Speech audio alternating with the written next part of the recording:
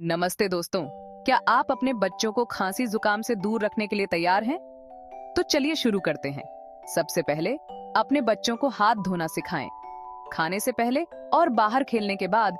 इससे वो सारे कीटाणु दूर रहेंगे।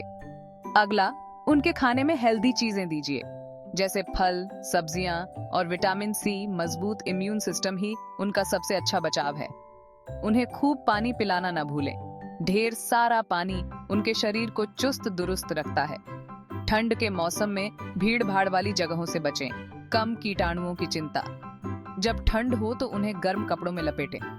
टोपी, स्कार्फ और मिटन्स, ओ माई, गंदगी वाली जगहों से दूर रहें ताकि गले में खराश और खांसी न हो। पक्का करें कि उन्हें पूरी नींद मिले। आराम करने वाला शरीर सिकियों से बेहतर लड़ता है। बीमार परिवार वालों से दूरी बनाकर रखें। कम संपर्क का मतलब है संक्रमण का कम खतरा।